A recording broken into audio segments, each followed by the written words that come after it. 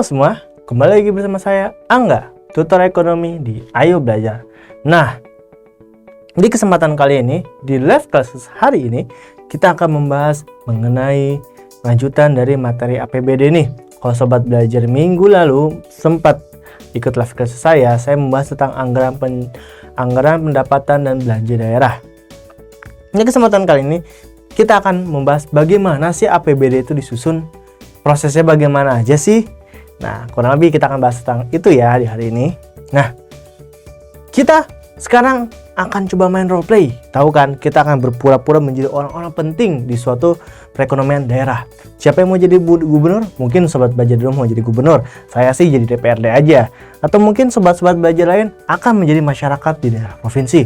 Nah, kita sekarang akan mencari tahu, akan bermain peran bagaimana sih caranya kita mengatur perekonomian daerah melalui APBD. Bagaimana sih prosesnya? Apa saja yang perlu dilakukan dibuat oleh para pembuat kebijakan di suatu daerah?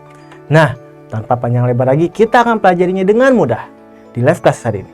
Nah, sekarang karena belajar itu sudah mudah, maka ayo belajar.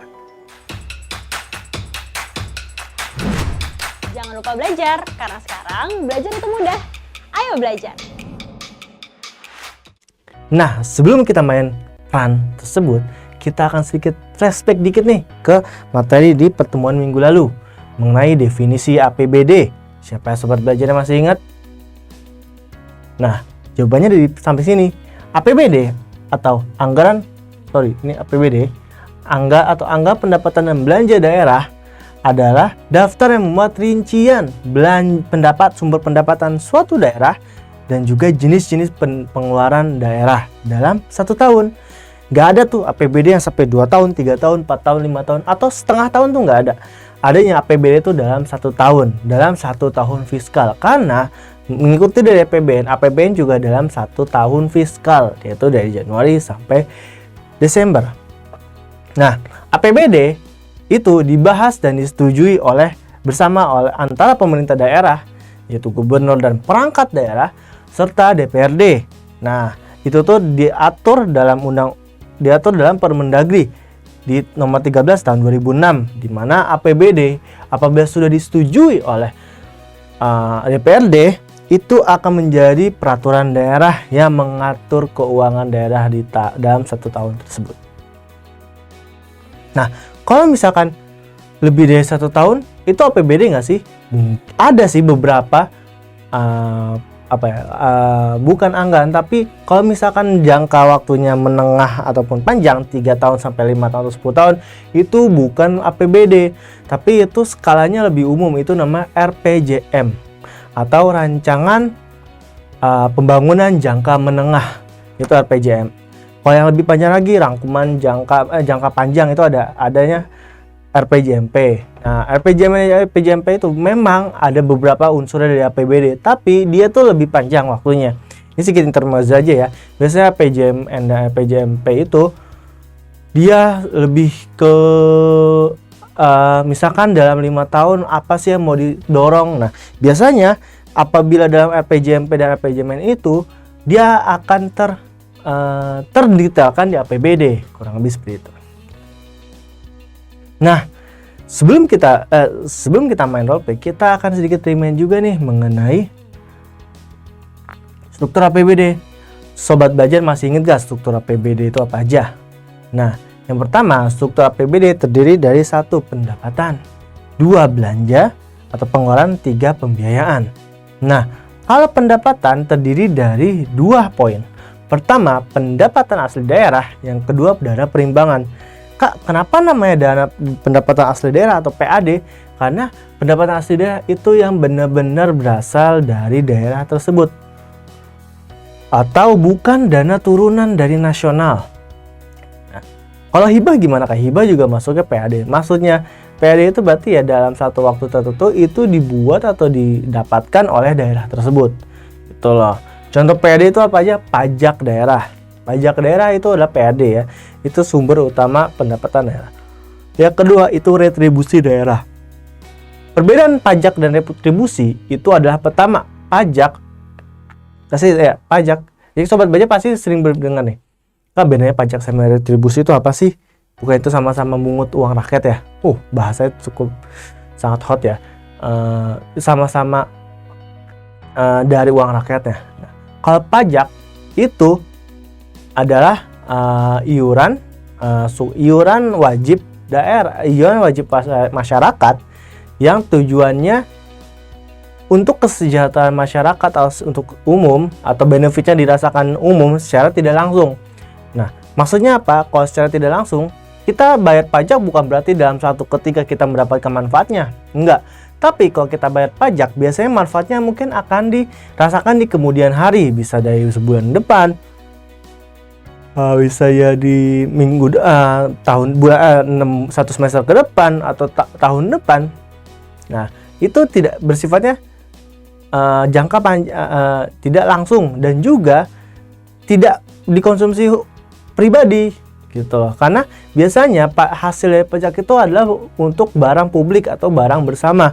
Contohnya apa? Jalan, jembatan, bantuan sosial,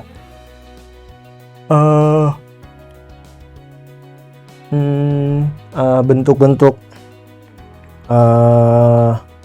stimulus industri dan lain-lain. Itu kan bentuk dari hasil pajak.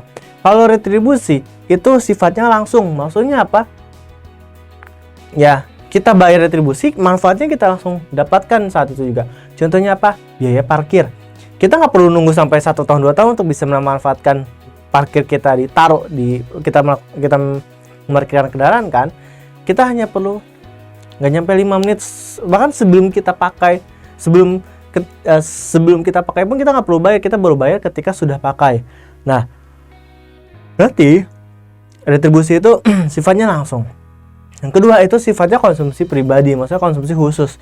Nggak ada tuh retribusi yang bayar untuk kepentingan bersama. Biasanya retribusi itu untuk pemakaian kita sendiri. Contohnya bayar parkir atau tiket tempat wisata dan lain-lain, itu bentuk retribusi. Nah, yang kedua itu ada hibah dan juga PNBP, PDBP penerimaan daerah bukan pajak. Kalau penerimaan daerah bukan pajak, kemungkinan itu adalah penerimaan misalkan suatu daerah punya kawasan wisata atau punya sumber daya alam. Nah, itu digunakan oleh swasta. Nah, biasanya swasta harus membayar sebagian persen royalti. Nah, bentuknya itu sebagai penerimaan daerah bukan pajak. Nah, lalu juga hibah. Kalau hibah jelas ya, yang diberikan oleh pihak swasta atau pihak negara lain kepada daerah tersebut. Nah, yang kedua itu ada dana perimbangan. Dana perimbangan itu ada dana yang diberikan oleh pemerintah pusat kepada pemerintah daerah. Jadi si Menteri Keuangan ini provinsi ini dapat segini. Daerah kamu itu dapat segini ya, daerah ini dapat segini ya, daerah ujung dapat segini ya. Dana perimbangan itu kebagi dua, ada dana alokasi umum dan dana alokasi khusus. Kalau dana alokasi umum, dia setiap daerah pasti dapat. Dengan meskipun nominal beda-beda, tapi setiap daerah dapat. Tapi kalau dana alokasi khusus perlu ada syarat-syarat tertentu agar bisa dapat dana alokasi khusus. Misalkan daerah istimewa, berarti yang dapat hanya Aceh, Yogyakarta, dan Jakarta. Mungkin ada dana alokasi khusus wilayah timur yang tertinggal, mungkin ada. Lalu ada dari sisi pengeluaran. Sisi pengeluaran itu terdiri belanja barang dan jasa. Jelas ya, pemerintah juga perlu meja, kursi, dan juga barang-barang dan jasa lainnya, jasa konstruksi dan lain-lain. Yang kedua itu ada belanja pegawai. Ya, PNS daerah itu juga direkrut itu menjadi pengeluaran dalam APBD. Lalu ada belanja modal. Belanja modal di sini berarti apabila pemerintah daerah ingin membuat infrastruktur atau dan lain, itu masuk ke belanja modal. Nah, kalau untuk pembiayaannya, seperti yang sudah dijelaskan, ada pembiayaan dalam negeri dan luar negeri. Kalau pembiayaan dalam negeri itu bisa jadi pinjaman bank atau mungkin suatu obligasi. Nah, dulu sampai sekarang dulu sempat ada wacana di mana daerah bisa mengeluarkan obligasi sendiri atau obligasi daerah. Tapi sampai sekarang belum ada eksekusinya atau ada implementasinya. Nah, yang kedua itu pinjaman luar negeri, bisa dalam bentuk project ataupun program. Kalau project biasanya berarti swasta atau asing buat suatu infrastruktur, suatu project di sini. Kalau program biasanya daerah tersebut melakukan suatu program atau termasuk dalam suatu program hingga dia dapat bantuan luar negeri atau pinjaman luar negeri. Nah, sekarang kita akan masuk ke inti materinya. Alur proses sedikit APBD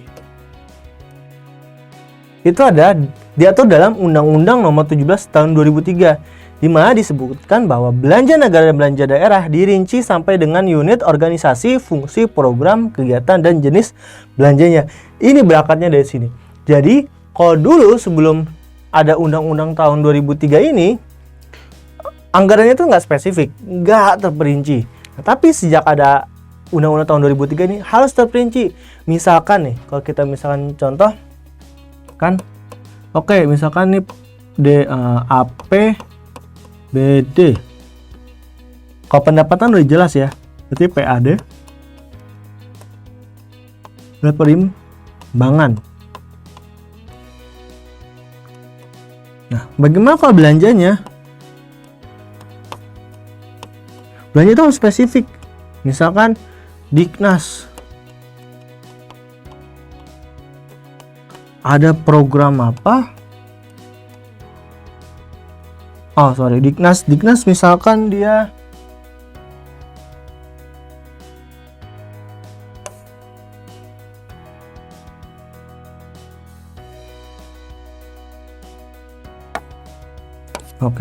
misalkan Diknas dia ada unit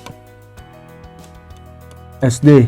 Nah, apakah cukup? Enggak, harus spesifik lagi. Programnya apa? Jenis programnya apa? Apakah program bantuan operasional sekolah kah? Atau program membuat kamar mandi kah? Atau program memperbaiki genteng SDN negeri 1 manakah? Gitu. Harus spesifik itu dalam APBD. Makanya alurnya penyusunan APB dan juga APBN ya mirip. APBD itu benar-benar dari unit terkecil, dari unit gini. Berangkatnya itu dari unit ke dinas,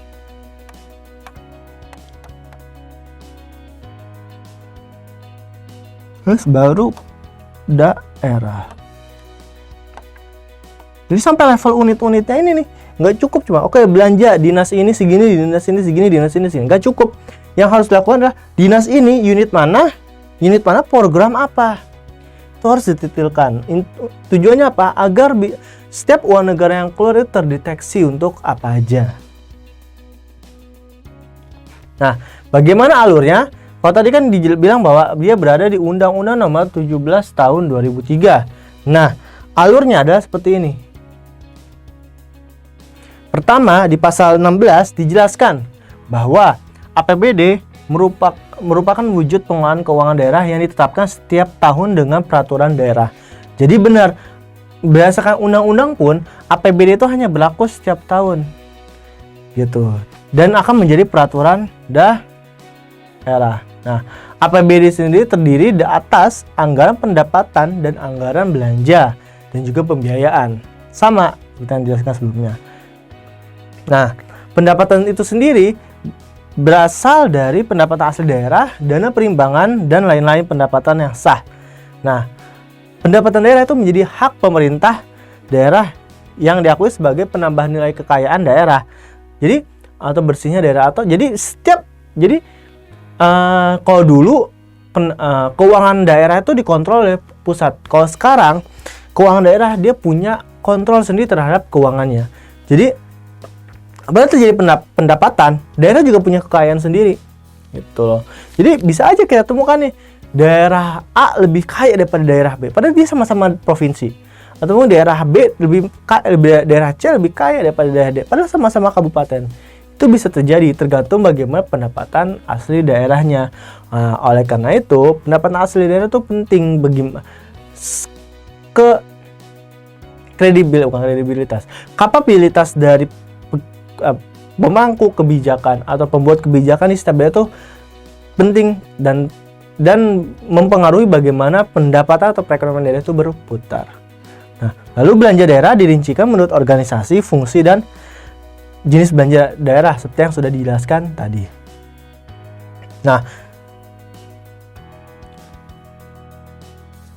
Nah, lalu gimana nih alurnya, Kak? Kok tadi kan udah bicara tentang definisi dan lain-lain. Nah, yang pertama alurnya adalah disusun dulu RAPBD atau Rancangan Anggaran Pendapatan dan Belanja Daerah. Nah, RAPBD ini apakah langsung susun secara keseluruhan, langsung bisa, oh pendapatan berapa segini. Pengeluaran berapa segini. Nah, biasanya di APBD yang ngurus bagian pendapatan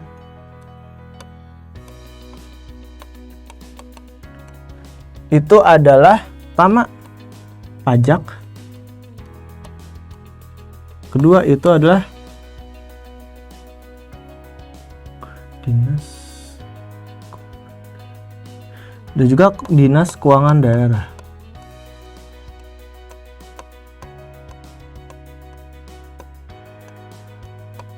Dan juga Bapeda. Nah, tiga inilah yang akan mengatur bagaimana proses rincian pendapatan asli daerah atau pendapatan daerah itu akan dirincikan. Jadi nggak cuma asal jeplak aja tuh segini, tapi tiga dinas ini, tiga institusi ini, tiga dinas ini yang mengatur, yang memprediksi kira-kira berapa banyak sih pendapatan daerah yang akan didapat. Nah, sedangkan kalau dari bagian belanja,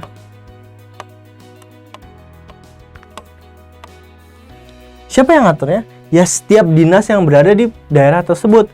Mau dinas pendidikan, dinas olahraga, dinas transportasi, lalu Satpol PP lah atau apa. Setiap dinas itu mengumpulkan atau membuat rancangannya. Nah, nggak dalam bentuk dinas, tapi setiap unit atau satuan kerja yang ada di dinas-dinas tersebut. Jadi benar-benar dari, misalkan nih dari dinas pendidikan ada satuan unit SD, SMP, SMA. Misalkan ada lagi nih SD kelas 1, kelas 2, kelas 3, kelas 4, kelas 5, kelas 6 kalau ada ya. Nah, berarti dari satuan unit terkecil inilah ya dibuatlah kira-kira program kerjanya ke depannya bagaimana dan anggarannya bagaimana. Itu yang harus detail. Nah, setelah itu baru deh naik sampai ke habis dari unit, misalkan SD kelas 1 naik ke unit SD-nya, lalu dikumpulkan lagi naik ke unit dinas pendidikannya, naiklah ke naiklah baru ke pemerintah daerah, baik itu atau kabupaten atau provinsi. Nah, jadi kepala satuan kerja perangkat daerah yang tadi unit-unit itu satuan kerjanya menyusun rencana kerja dan anggaran satuan kerja perangkat daerah tahun berikutnya.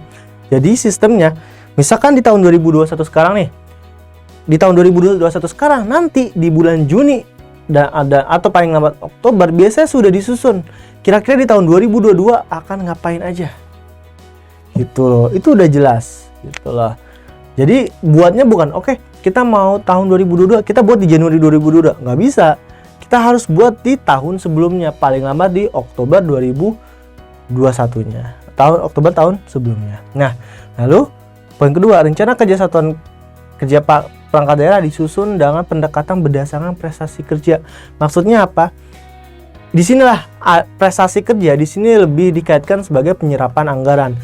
Ketika suatu dinas atau suatu unit memiliki penyerapan anggaran yang baik, kemungkinan besar anggarannya akan di-maintain atau disamakan, at least disamakan. Tapi kalau dinas-dinas yang penyerapan anggarannya kecil dan juga tidak ada achievement atau KPI-nya rendah, itu biasanya akan bisa jadi dikurangi atau mungkin direvisi rancangannya. Jadi di dalam APBD itu yang penting itu adalah pertama penyerapan anggarannya, bagaimana suatu dinas itu bisa dengan baik menyerap anggarannya, dan kedua juga bagaimana achievementnya, nggak cuma penyerapannya tapi bagaimana achievementnya yang bisa didapat. Misalkan ketika mereka buat program kerja pasti ada kan tujuan-tujuannya dan indikator-indikator pencapaiannya bagaimana. Nah, dilihat juga nih indikator pencapaiannya gimana? Makanya ada namanya prestasi kerja gitu. Nah, ketika membuat anggaran ini, rencana kerja ini dengan pendekatan prestasi kerja, dan mereka juga harus disertai dengan perakiraan belanjanya segimana. Nah, lalu rencana kerja dan anggarannya, jadi nggak cuma anggarannya doang, tapi rencana-rencana kerjanya nanti akan di-match-kan dan disampaikan kepada DPRD untuk dibahas dalam pembicaraan pendahuluan RAPBD. Nah, di rencana pendahuluan ini bisa jadi ada revisi-revisi nih, kayak saran-saran awal. Nah, ketika apabila ada saran-saran awal, maka rancangan APBD ini akan dikembalikan, dia akan dirubah lagi, dan barulah maju ke rapat pembahasan. Nah, di rapat pembahasan ini akan dilaksanakan antara pemerintah daerah dan juga DPRD-nya. Nah, DPRD-nya sama seperti pendahuluan bisa memberikan revisi usulan. Kira-kira misalkan Dinas Pendidikan mengajukan kira-kira anggaran membuat 100 toilet. DPRD usul jangan 100 toilet, SD di kabupaten kita, di provinsi kita kan ada 1000 nih. Ya 500 toilet lah gitu. Boleh melakukan usulan-usulan seperti itu. Tapi harus dipastikan tidak mengakibatkan defisit anggaran. Contohnya, misalkan waktu itu kondisinya pendapatan daerah itu 5 triliun, pengeluaran daerah cuma 4 triliun. Jadi ada surplus anggaran tuh 1 triliun. Tapi tiba-tiba DPRD usul dong, naikin nih anggaran toilet dari 100 jadi 500 toilet. Bengkak anggarannya jadi 6 triliun belanjanya. Berarti ada defisit 1 triliun kan. Nah, hal itu nggak boleh. Menambah defisit pun tidak boleh, itu usulan yang tidak bagus. Nah, makanya biasanya usulan-usulan yang keluar itu bentuknya adalah mengulangi anggaran. Misalkan ini 100 toilet kebanyakan, turunin aja 90 toilet aja, dan kurang lebih seperti itu. Nah, lalu gimana Kak kalau misalkan APBD sudah disetujui? Nah, biasanya setelah direvisi ada tuh namanya pemerintah daerah akan membawa balik nih, oke, kita ini ternyata ada revisi nih sobat, rekan-rekan, kita buat lagi, kita sesuaikan. Setelah itu maju lagi ke DPRD. Ketika sudah maju lagi ke DPRD, apabila DPRD setuju akan APBD-nya, nah maka akan dibuat menjadi peraturan daerah, di mana peraturan daerah itu menjadi acuan pendapatan dan pengeluaran pendapatan pengeluaran daerah di 1 tahun ke depan. Tapi apabila APBD tetap tidak disetujui, nggak usah nih, APBD-nya ngaco nih, nggak bagus nih kata DPRD. Nah, maka daerah akan menggunakan APBD di tahun sebelumnya sebagai acuan di APBD tahun berikutnya. Nah, itu pun jumlahnya setinggi-tingginya, maksimal sesuai dengan APBD sebelumnya. Nah, sehingga kalau tadi kan saya bilang APBD hanya berlaku setahun. Iya. Nah, tapi jikalau di tahun selanjutnya rancangan APBD-nya itu tidak disetujui, maka ya bisa jadi aja APBD yang sebelumnya dipakai lagi.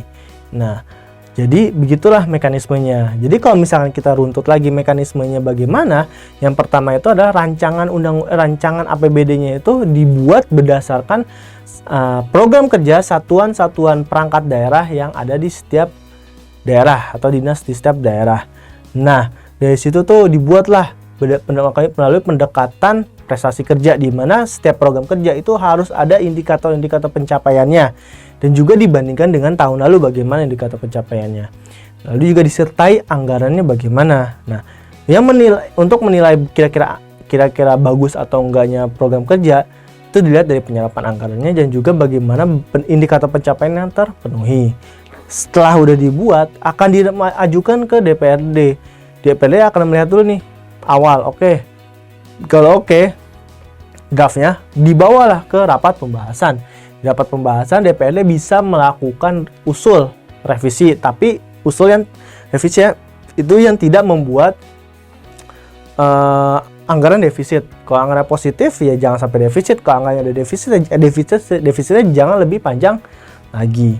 Nah, lalu apabila APBD disetujui DPRD, itu akan menjadi beri peraturan daerah. Tapi apabila APBD tidak disetujui, maka itu akan menjadi tidak akan diakui dan juga kan pemerintah daerah itu akan menggunakan APBD di tahun sebelumnya. Nah, ternyata tidak terlalu sulit ya mempelajari tentang APBD. Ternyata mekanismenya juga nggak terlalu ribet ya. Nah, sekarang coba kita role play lagi. Misalkan sobat belajar di rumah jadi gubernurnya. Nah, sobat belajar di rumah kalau jadi gubernur, sobat belajar akan ngasih tahu nih ke setiap bawahan-bawahannya sampai tingkat-tingkat terendahnya untuk buat satuan kerja. Kalau misalkan sudah nyampe tuh udah terbuat semua satuan kerjanya. Nah, sobat belajar yang jadi gubernur akan ngasih ke saya yang jadi DPRD. Oke, sobat belajar mana? Sudah saya terima, saya akan lihat. Oh, ada revisi, tapi saya setujui. Nah, maka sobat belajar bisa menggunakan APBD itu. Rancangan APBD itu menjadi APBD benar dan digunakan di tahun berikutnya. Itu nggak terlalu susah ya mempelajari tentang mekanisme penyusunan APBD. Sobat belajar harus tetap nih sering belajar lagi, cek materi lagi, latihan lagi, baca lagi. Tapi intinya belajar sekarang itu tidak terlalu sulit. Nah, karena sekarang belajar itu sudah mudah, maka ayo belajar. Sekian dari saya, terima kasih. Jangan lupa belajar, karena sekarang belajar itu mudah. Ayo belajar!